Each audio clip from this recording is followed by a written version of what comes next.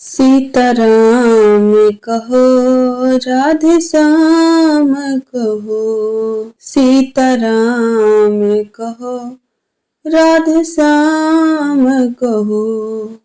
जय माता रानी दोस्तों, राधे राधे। आपके अपने चैनल प्रभु कृपा में आपका बहुत बहुत स्वागत है। आइए आज सुनाते हैं कार्तिक मास महात्म्य कथा अध्याय 24। कथा अंत तक सुनिएगा क्योंकि कथा पूरा सुनने का ही फल होता है, और यदि पसंद आए तो लाइक कीजिएगा जरूर। आइए कथा सुनते हैं। राजा पृथु बोले, हे मुनि श्रेष्ठ, आपने तुलसी के इतिहास, व्रत, महात्म्य के विषय में कहा। अब आप कृपा कर मुझे यह बताइए कि कार्तिक मास में क्या और भी देवताओं का पूजन होता है? यह भी विस्तार पूर्वक बताइए। नारद जी बोले, पूर्व काल की बात है। सह पर्वत पर करवीकर में धर्मदत्त नामक विख्यात कोई धर्मज्ञ ब्राह्मण रहते थे। एक दिन कार्तिक मास में भगवान विष्णु के समीप जागरण करने के लिए वे भगवान के मंदिर की ओर चले। उस समय एक पहर रात बाकी थी।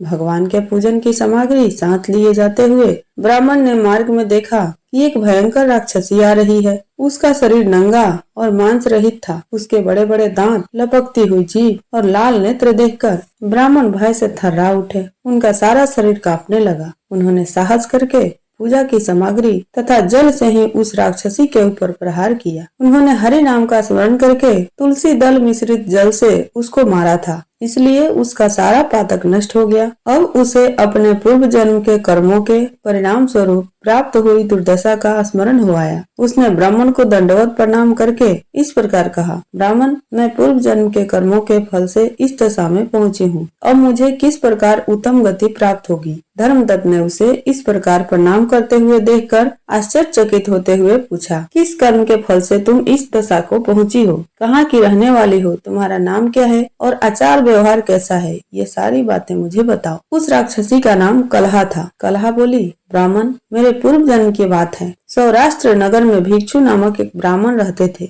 मैं उनकी पत्नी थी। मेरा नाम कलहा था और मैं बड़े क्रूर स्वभाव की स्त्री थी। मैंने वचन से भी कभी अपने पति का भला नहीं किया। उन्हें कभी मीठा भोजन नहीं परोसा। सदा अपने स्वामी को धोखा ही देती रही। मुझे कलह विशेष प्रिय था, इसलिए मेरे पति का मन मुझसे सदा उद्विग्न रहा करता था। अंततोगत्वा उन्होंने दूसरी स्त्री से विवाह करने का निश्चय कर लिया। तब मैंने विष खाकर अपने प्राण त्याग दिए।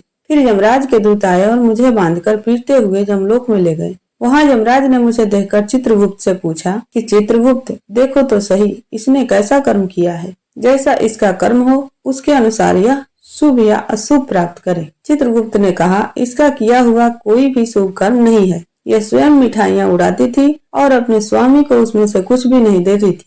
इसने सदा अपने स्वामी से द्वेष किया है, इसलिए यह चमगादुरी होकर रहे तथा सदा कलह में ही इसकी प्रवृत्ति रही है। इसीलिए यह विष्ठाभोजी सुअरी की योनि में रहे। जिस बर्तन में भोजन बनाया जाता है उसी में यह सदा अकेली खाया करती थी। अतः उसके दोष से यह अपनी ही संतान का भान करने वाली बिल्ली हो। इसने अपने पति को निमित्त बनाकर आत्मघात किया है, इसलिए यह अत्यंत निंदनीय स्त्री प्रेत के शरीर में भी कुछ काल तक अकेली ही रहे। इसे जमदूतों द्वारा निर्जल प्रदेश में भेज देना चाहिए। वहाँ दीर्घ काल तक यह प्रेत के शरीर में निवास करे। इसके बाद यह पापिनी शेष 3 योनियों का भी उपभोग करेगी। कलहा ने कहा, विप्रवर, मैं वही पापनी कलहा हूँ। इस प्रेत शरीर में आए मुझे 500 वर्ष बीत चुके हैं। मैं सदा भूख प्यास से पीड़ित रहा करती थी। एक बनिए के शरीर में प्रवेश करके मैं इस दक्षिण दिशा में कृष्णा और वेणी के संगम तक आई हूँ।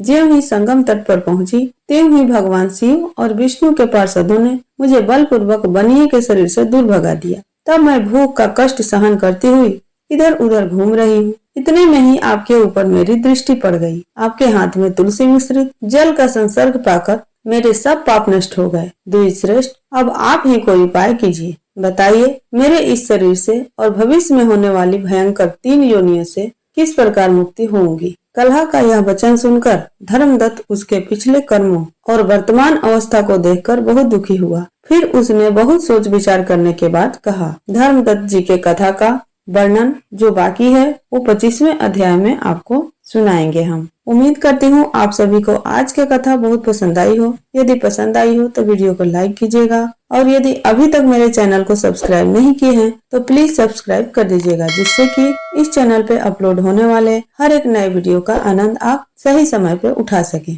मिलती हूँ आपसे एक नए वीडियो के साथ, तब तक के लिए राधे राधे।